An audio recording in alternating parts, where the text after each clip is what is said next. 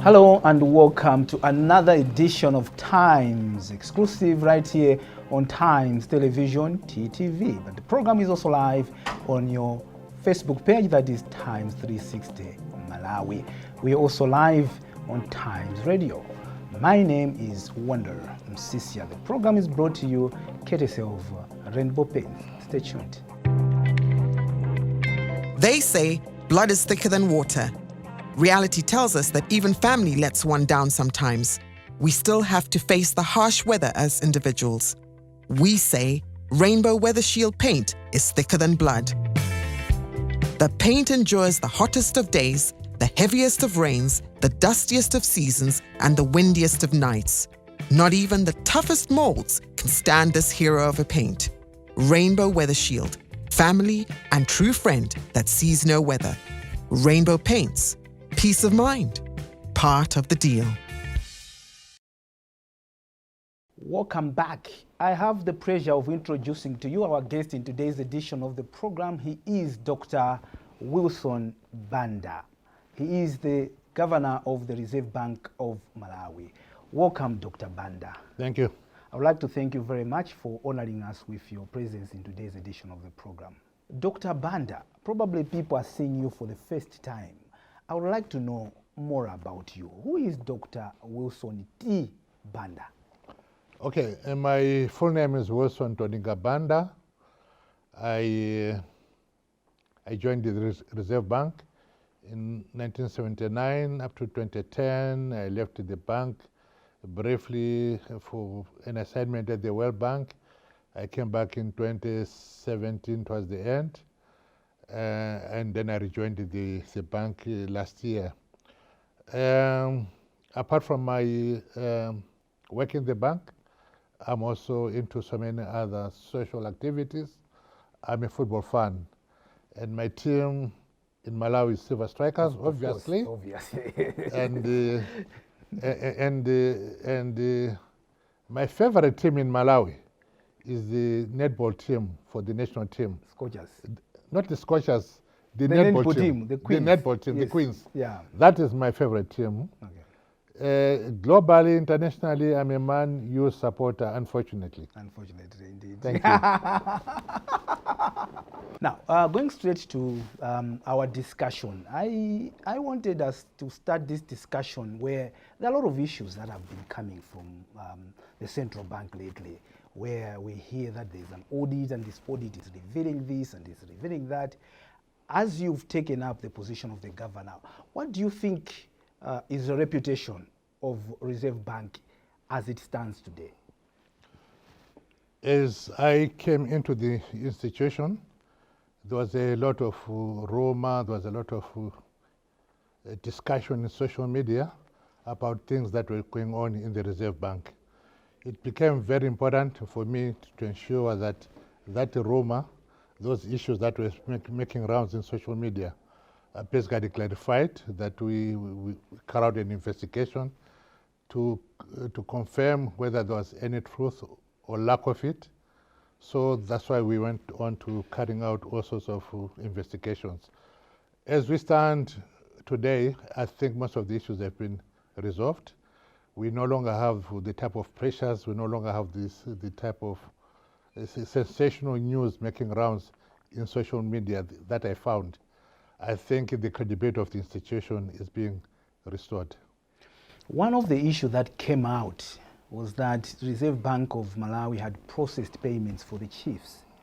And when it was put before the Reserve Bank of Malawi to respond to that issue, Reserve Bank of Malawi said that we should ask their accountant general. I know you issued a press statement about it, but my question is, as a bank, don't you have an oversight role to say, what are we processing? If that payment was indeed processed by the bank, what was the role of the bank in making sure that they were processing the right things? We are a bank, and we are a bank for government. We take instructions from government through the Office of the Accountant General. For that specific transaction we're talking about, the payment of salaries and honoraria to chiefs, yes, we received an instruction from government, and it came in through Accountant General. Our role was to push those payments to commercial banks. That we did at the time that the instructions were received.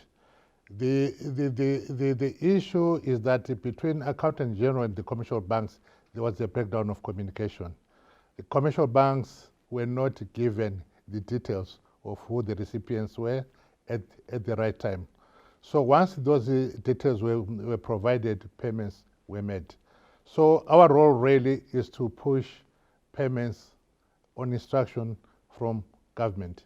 We don't initiate any payment ourselves, and we don't provide the oversight in that you are talking about. We are just a bank at the tail end of a transaction.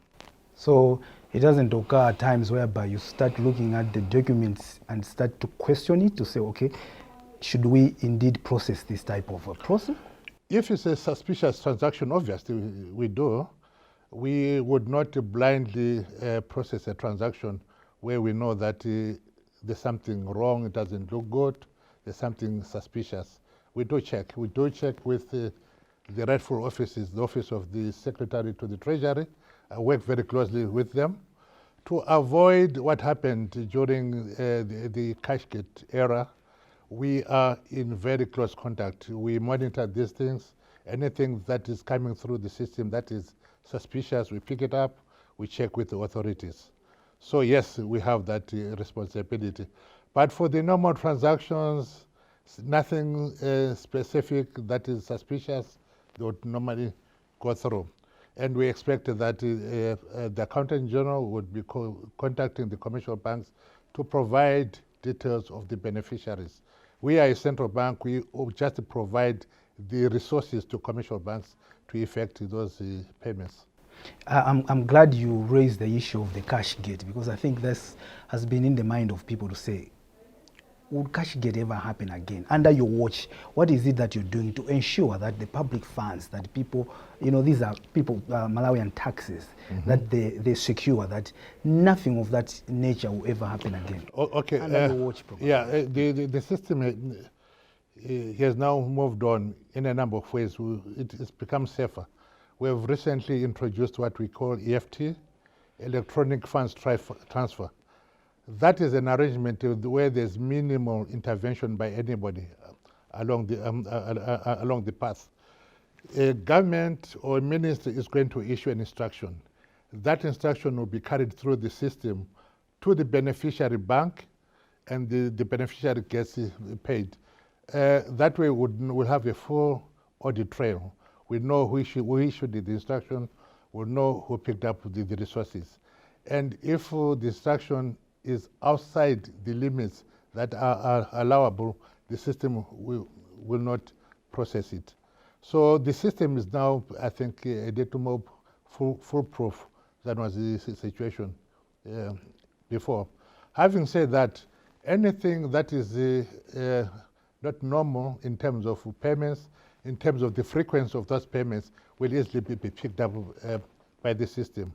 And our officers in the bank would raise those issues with myself, and I'll take it up with authorities in government. So yes, I don't think that is going to happen during my time. Okay, you've spoken about systems here. We're talking about information technology, IT systems and all that. When you appeared before the Committee of Parliament, you admitted that there was a rise in digital fraud. Yes. By financial institutions as a result of, I think, these systems that we're talking about. What is it that you're doing as a central bank to make sure that we're trying to end this? Fraud is not perpetrated really by the institutions themselves. It's individuals that are taking advantage of the weaknesses in the systems. When I appeared before Parliament, that issue was raised. And if you recall, the example was given of where perpetrators of this fraud were actually stationed in some prisons in Zomba. They were using cell phones basically to dupe people. They knew how the system operates. They knew how vulnerable people are. They basically took advantage. So it is not really so much of a responsibility of the central bank as it is a responsibility of law enforcement agencies. This is more an issue of police to ensure that people are not duped, to ensure that the people that are in prisons are not abusing the system to cheat people. It's an issue that MACRA has to address because they're basically using the platforms that are provided by our institutions, but they go through an environment that is regulated by MACRA. So I would say it's more of a MACRA issue. Yes, the banks are involved, but it's an issue that can better be handled, managed by MACRA and the law enforcement, and this would be the police. Yeah, as central bank, you're the regulator of these commercial banks. Don't you think that at the stage that we're in now, where people are taking advantage of these digital platforms to defraud others, maybe that should also form part of the regulation? To say when you are regulating these commercial banks, you should also look how secure are these systems? Well, I've said MACRA, but yes, we have a role. We are at the center of the national payments systems. If it's to do with payments, yes, it is our responsibility. But where there is this fraud perpetrated by criminals sitting somewhere in a prison in Zomba, that is law enforcement. And MACRA does monitor these telephones or cell phones and the like. So they should be playing a greater role.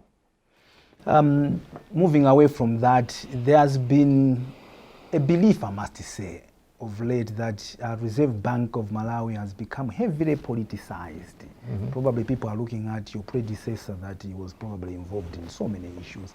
Would you say that you receive some political pressure in operating, in doing your day-to-day job as the governor?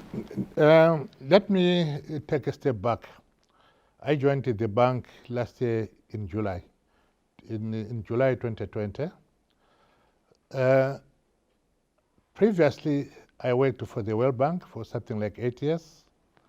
And before that, I worked for the Reserve Bank for something like 31 years.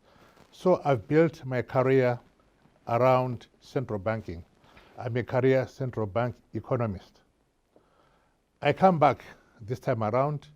I move straight into a field that I'm fairly familiar with. So I'm moving in professionally. When the president invited me to take up this position, he looked at me more from a professional standpoint that I could add value to his administration by managing a central bank. So my appointment, yes, it was a political appointment, of course, confirmed by Parliament. Confirmation was done by Parliament, but they looked more at what I could add by way of my technical skills, my professional experience, etc. So professionally, I qualified to be in a position that I currently hold. My predecessor or others may have been appointed maybe on the same basis or for the same reasons. I'm not too sure. But since I've been here, I think I've operated professionally. I don't get any political pressure. The time the president offered me this job, when I went to see him, he said to me, "Wilson, I want you to take up this position in the bank. Two things that you have to observe. One, you will be operating within the law. Follow the law, follow the rule of law. I should not do anything outside the law. So everything that I do here has to be within the law." That's the first thing. The second thing he said, I'm appointing you to that position to serve the people of Malawi. I am a servant of the people of Malawi, and therefore I will not be shifted or moved by any political whims. Yes, there will be temptation for politicians and others to try to influence a decision here and there, but definitely since I've been in this office, with the full support of the president, I've operated professionally. So since you've been in this office, apart from the president, you haven't received any political pressure from anyone? No. And even if it comes, what would you like to say to those that may even want, they're just thinking to say, well, probably I might go and ask for a favor here or there? I report to the president. And so in terms of my work, if I've got any issue, if there are any issues coming from the system or anywhere, and if it's something I cannot handle, I need guidance, I go to the president. I work very closely with the Minister of Finance. If there are issues that I need his advice, his guidance, his support, I go to the Minister of Finance. But apart from those offices, I really have very little to do with other offices. Yes, Minister of Trade, yes, Minister of Industry, yes, I do work with them. But on a day-to-day basis, I work more with the Minister of Finance. In terms of political pressure from any other minister or any other political side, no, I don't. I've not experienced it yet. Because the president was very clear when he issued instructions. And these instructions were that I should follow the law. Dr. Banda, the IMF were in the country recently. They were looking at the extended credit facility, which was suspended when this new administration came into power. They said there were a lot of irregularities that they were trying to clean up. Now, as we're speaking now, that process is at standstill. We don't know whether we're going to get a yes or a no. And because of that, there's about $300 million that is hanging elsewhere from the World Bank. We can't access that. How is that affecting our forex and our economy in general, Doctor? Okay, currently as a central bank, we're sitting on 2.4 months of import cover. Commercial. Is that okay? No, the minimum that we should be sitting on is about 3 months. So this is definitely below the 3 months. But when you add the 1.5 months of import cover from commercial banks, it takes us just over that bar. So as a country, we would be sitting on something like 3.9 months of import cover. But the trick here is that most of the foreign currency that is on account of the private sector is in FCDAs that are held by foreign missions, exporters, and NGOs, right? For foreign missions, especially embassies, that can't be touched. NGOs and the like, yes and no, because that is their money. For exporters, what we've basically said is about 30% should be released to the market, right? Yes. 30% should be released to the market in order to improve the supply of foreign currency. And given the pressures that we're currently facing, we think that would do with the money that the World Bank and other donors can provide to this economy. To answer your question, yes, we definitely need donor support. Yes, we need a program with the IMF, because it's only a program with the IMF that does provide the signal to donors and others to release support for the country. So until they say yes, we're not going to access this other. What are we doing now to make sure that we don't reach critical stages whereby we're saying at 2.4 worth of import cover is still below the 3 that is required for us, and the tobacco, the sales for tobacco this year, they haven't provided us the much needed forex. Where are we getting our forex, Doctor? Oh, okay, fine.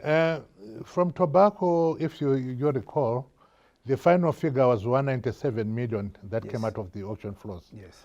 Out of that 197 million, very little ended up in our banking system for us to use.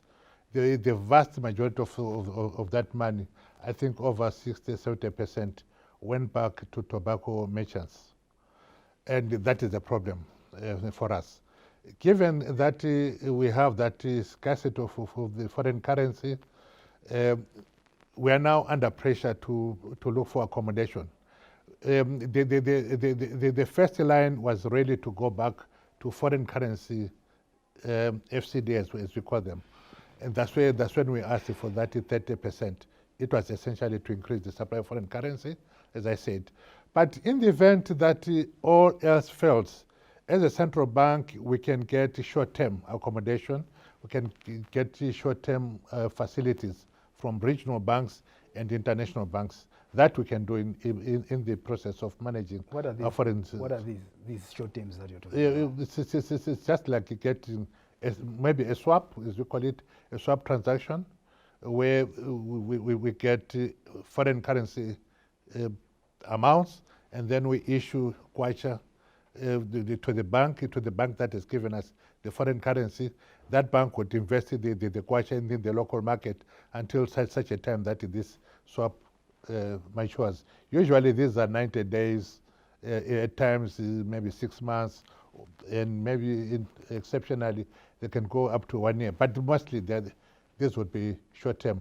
That does provide liquidity in the short term. For the medium to longer term, we're looking at building up capacity in the economy. Using EDF, we've started buying gold. The amounts are very little, nothing to write home about, but we're just starting. We're buying gold. We hope that in time we're going to build the stocks, and this will have an impact on foreign currency. That's one. Two, through EDF again, we're supporting efforts to diversify our export base. Currently, the country relies heavily on tobacco, tea, and sugar. We think that we need to go beyond those. We need to go into non-traditional exports. For the first time, the country will be exporting quite a sizable amount of maize and maize products to South Sudan. We think that's a good move. And we're looking at expanding that market in South Sudan, but to also go into other countries in the region that would require imports from Malawi. So yes, we're aggressively looking at expanding our export base, and we think that EDF is doing a good job. We're working very closely with the Minister of Trade, and we're working very closely with the Minister of Agriculture. Jointly, we think that we can make a difference. But mining is also an option for this country. Yes, we have relied on agriculture all these years, but we think there's life beyond agriculture, and that life is in mining, and we think we're going to make it big. Dr. Banda, you talk about us now trying to look at other options like expanding our export base. As we're thinking of what that could be, you've also spoken about mining. Meanwhile, we still have that appetite for us to import. I'm looking at fuel.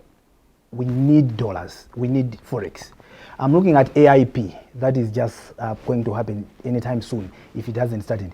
It also requires a lot of Forex. How do we balance the two that we don't have much as I speak? Should people be worried that these are going to be affected? These are key products in terms of... for strategic commodities, for strategic imports, you mentioned fuel, you mentioned AIP. I should add medicines for hospitals. Those are very strategic.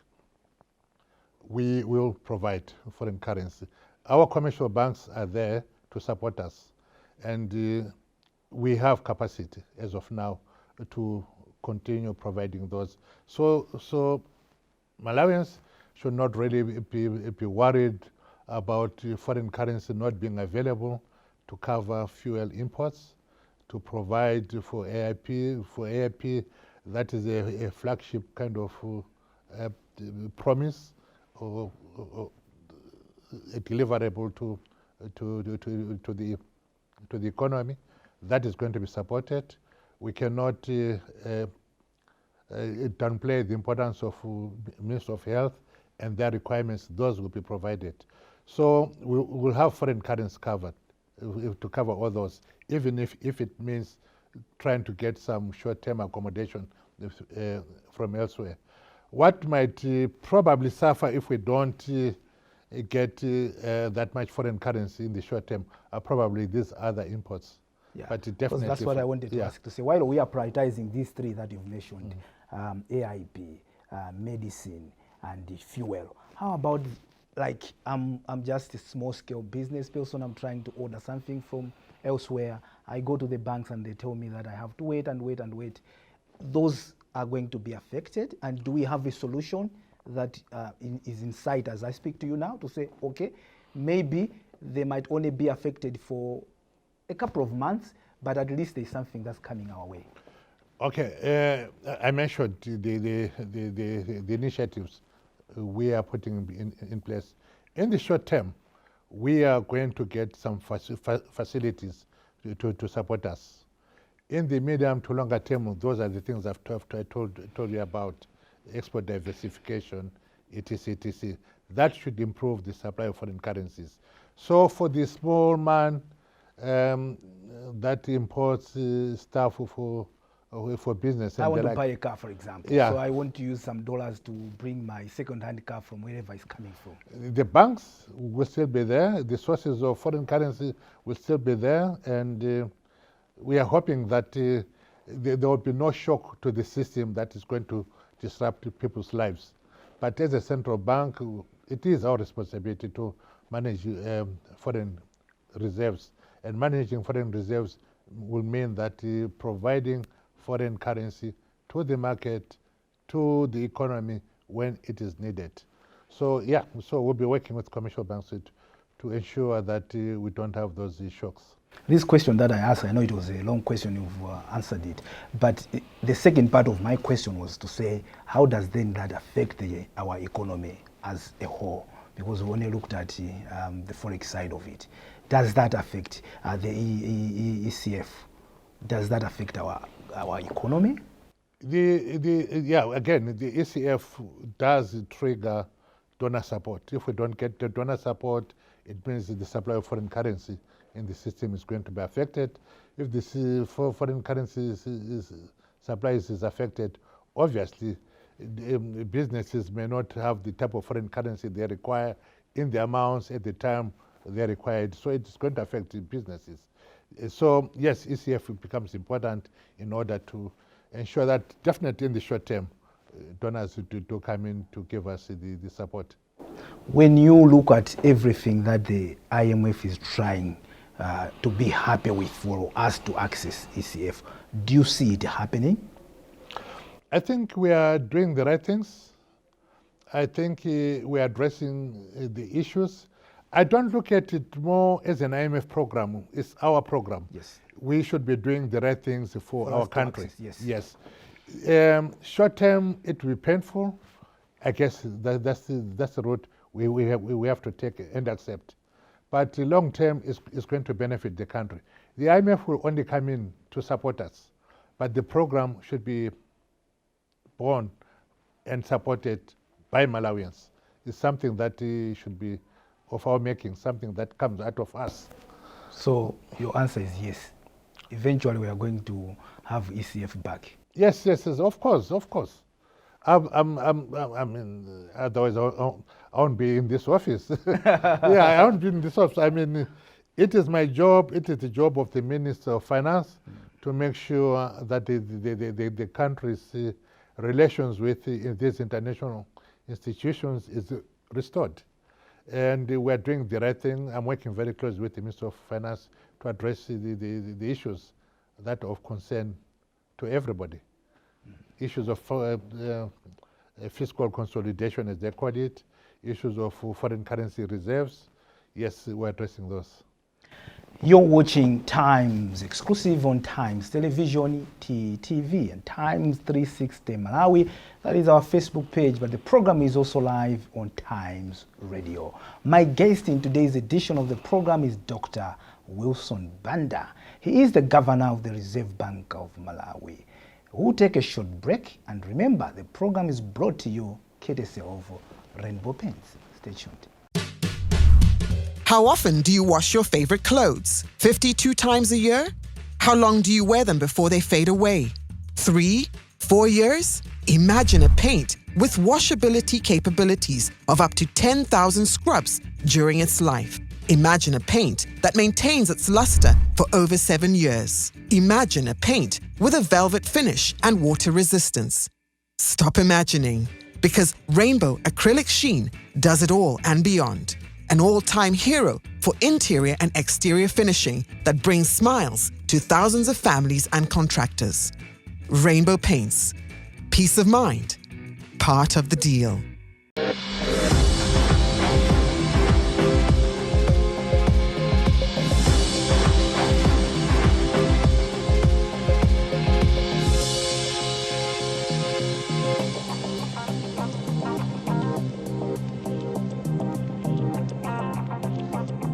Welcome back. You're watching Times exclusive on Times Television, TTV, Times 360 Malawi Facebook page, but also on Times Radio. My guest in today's edition of the program is Dr. Wilson Banda. He is the governor of the Reserve Bank of Malawi. Welcome back, Dr. Banda. Thank you, thank you. Before the break, we spoke about many issues, including the forex and our economy, and you kept on telling us about the EDF buying gold and all that.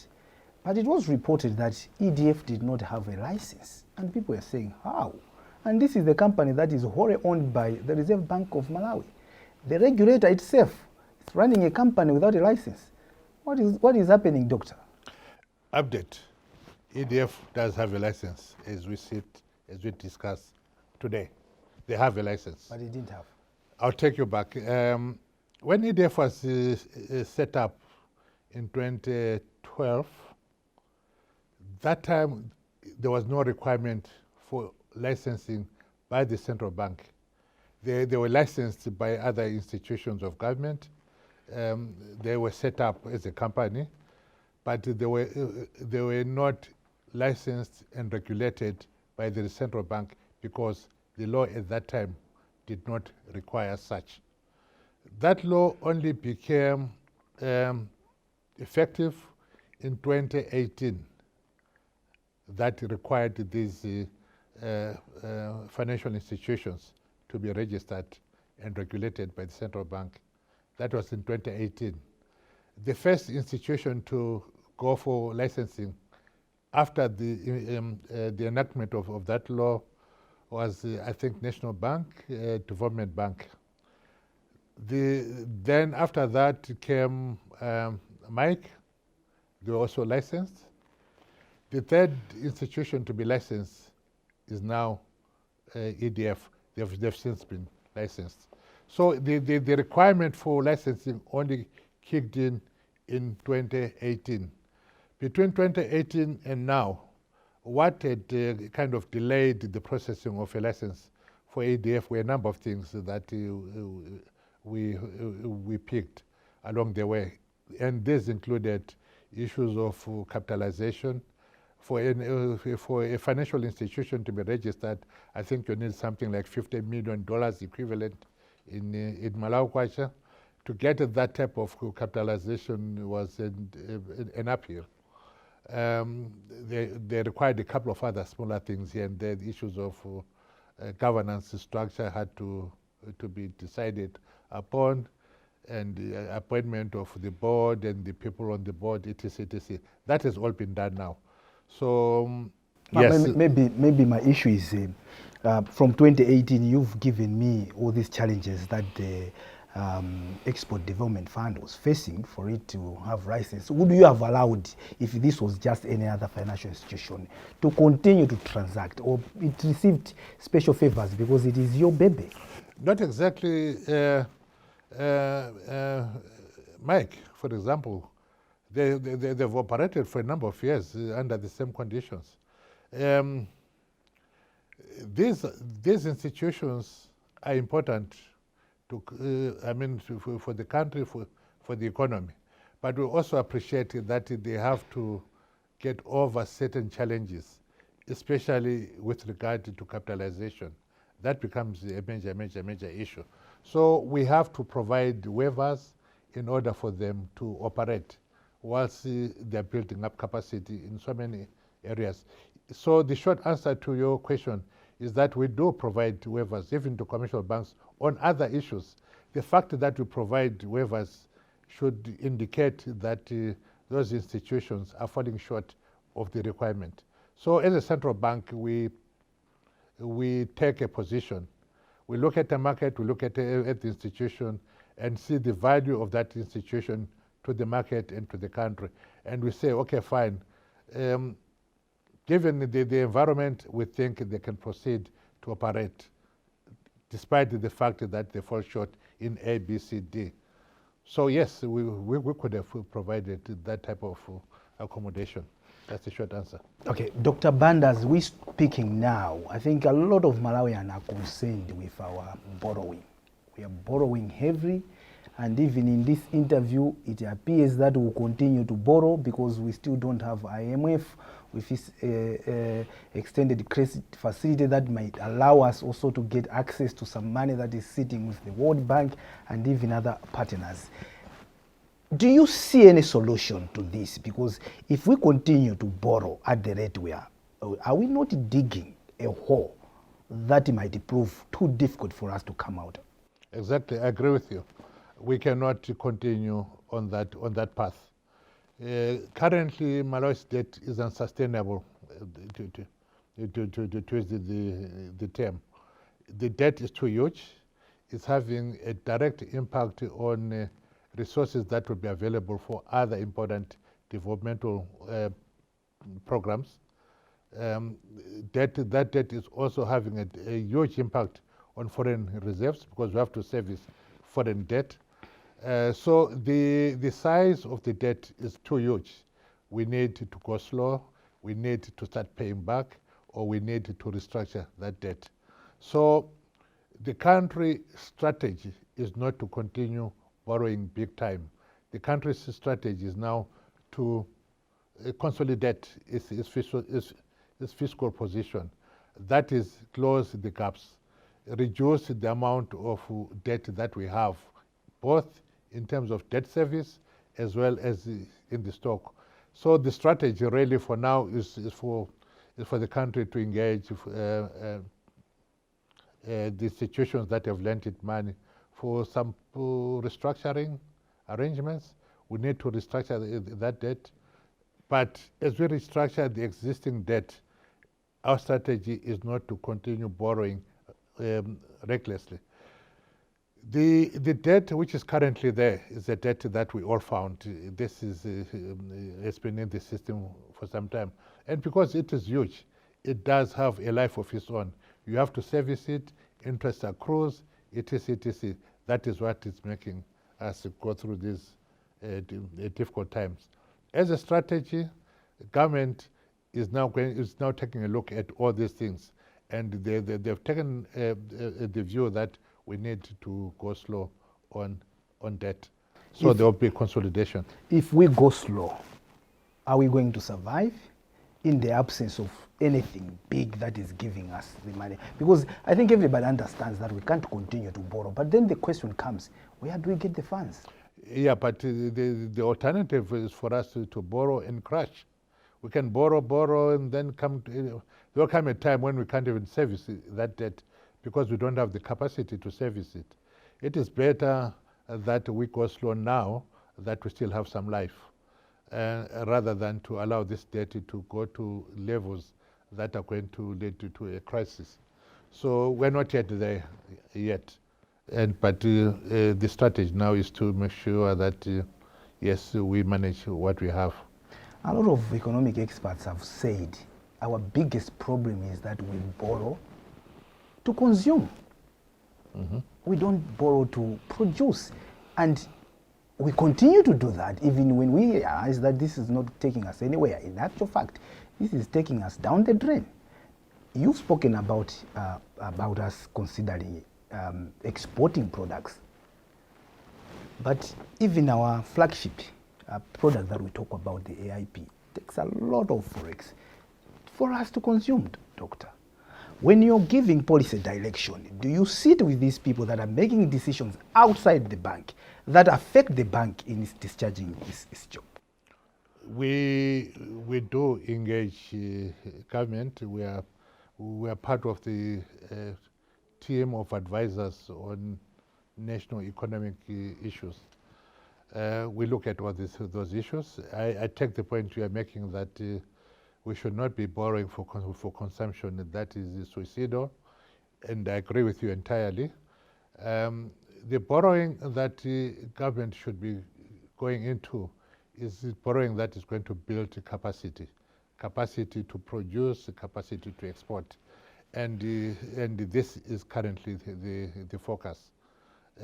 For consumption, government has basically said let's cut domestic consumption as much as possible. Currently, I don't want to speak for the Minister of Finance here, but I know that for a fact that for recurrent expenditures and the like, I think those are being made out of domestic taxes. So we're not really, government is not really borrowing in order to support recurrent expenditures. Again, I'm not in Minister of Finance, but I can tell you that that is the strategy. If there's going to be any borrowing, it will be for infrastructural development. Infrastructure is for production. It's essentially to support production. So that is useful borrowing. It has to be contained, though. You continue to tell me about a strategy that we want to take on board. What has been clear in the past is that we've come up with strategies that we don't implement. How sure are you that the strategy that you're talking about, particularly even to do with the central bank, are going to be implemented for us to get the results that these strategies must give us? I'm not sure which strategy we are specifically referring to, but whatever we are working on in my time in the central bank is being implemented, and we will make sure that we take it to conclusion. So no, I was speaking in general, not as a central bank, to say Malawians in general. We come up with what might be solutions on a piece of paper, but for them to move from piece of paper to the ground, it's been our problem that we have not implemented. A good example, we are trying to grow our exports. We are looking into export growth and diversification. We have put in place EDF to do that. Central bank is basically monitoring what EDF is doing. We're following whatever they're doing, and they have to come back and report periodically on progress. So we are actually monitoring. We want to make sure that our strategies to grow the export base of this country are actually being implemented. So yes, we are following up on those. Let's also talk about the volatility of the kwacha against its trading partners. What is it that can be done to make sure that kwacha at least stabilizes against its trading partners, Doctor? The exchange rate is really a function of supply and demand. Yes. If you are in a situation where demand is higher than supply, you find your currency depreciating. This is what we have been seeing in Malawi. Point I made earlier on, that on the supply side, we are constrained. Demand is still high. So that is putting pressure on the exchange rate. That's why you see the exchange rate depreciating. Medium term to long term, our strategy is to increase that supply through export growth and diversification, a point I keep on making. In the short term, we'll try to get some accommodation from regional banks and other institutions to make sure that we've got enough foreign currency to support that. We'll try to avoid a situation where we artificially prop up the exchange rate. Clearly, the exchange rate has to reflect market fundamentals. But the point I'm also making is that you really don't want to see the exchange rate crash overnight. So as a central bank, I think we have a responsibility to ensure that the adjustment of the currency is done properly without causing any disruption. Yes, the issues we are talking about, in economics we refer them as a misalignment of the currency. We are trying to get it properly aligned, looking at the supply of foreign currency vis-a-vis demand. Are there time frames to this?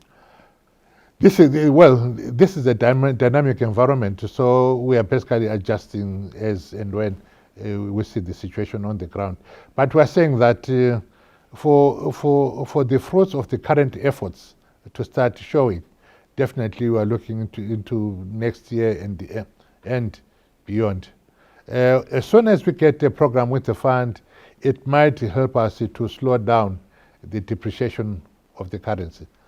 Yeah, so we think this can be done. Is there hope for Malawi, Doctor? When Malawi look at our economy and say there are so many things that are affecting our economy, is this economy going to grow? Because once it grows, it kickstarts a lot of things. Is there hope for a Malawian watching us, listening to us right now, Doctor? If there was no hope, I would walk out. I would. So you're still sitting in that chair? Yeah, I'll pack my bags and go home. There's a light at the end of a tunnel. I'll pack my bags and go home and say, sorry, there's nothing we can do. I'm very hopeful that this country has got a lot of potential. Yes, we have gone through a difficult year, largely because of COVID. COVID has really affected this economy, but we think that come next year, things should improve. I am hoping that we will not go through another wave of COVID that is going to be devastating. If COVID is contained within Malawi and globally, I think the chances of us making a turnaround and recovering are very good and very strong. I think the efforts that we've put in place to build our exports will bear fruit definitely next year and beyond. So yes, there's a lot of hope in this country. We're coming to the close of our interview, Doctor, but I would like to give you an opportunity to say there might be something that you want to tell whosoever is watching us from the central bank. So those are the people that are watching us. So if you talk to that camera, you are talking to everyone. I don't know if you've prepared any message for those people. Well, the message I have really is that the economy is going to make a turnaround. Definitely 2022, we should be seeing a turnaround in the economy. I feel for the many young people that are looking for jobs, roaming the streets of Blantyre, Lilongwe, and Mzuzu, they can't find jobs because the economy is not growing. My prayer is that as we make a turnaround, jobs will be created. So my prayer is that the young men and women coming out of colleges, coming out of so many other institutions of learning, looking for jobs, will at least have something to do. So the growth of the economy is going to be vital, and as a central bank, we are going to play our part. The last point I want to make is that the issue of poverty has been talked about for so many years. We've been talking about poverty reduction, poverty eradication, poverty alleviation, etc., etc. We don't seem to be making a lot of success out of it. We're not seeing that much success out of this. I want that issue to be history. I think my president has said this so many times before, that we need to deal with issues of poverty. And for us in the central bank and together with our colleagues in government would like to see full implementation of Vision 2063 that is going to push Malawi out of our current state into a middle income country within the time frames that have been laid out. That would address issues of poverty. That would also address the issues of unemployment. So as a central bank, we want to play our role in that vision. Thank you. Thank you very much, Dr. Banda. That's Dr. Wilson Banda, Governor of the Reserve Bank of Malawi, bringing us to the end of today's edition of Times Exclusive. My name is Wander Msisia, and I would like also to thank David Masea on the technical side, but also our proud sponsors, that's Rainbow Paints. Until next week, God willing, goodbye.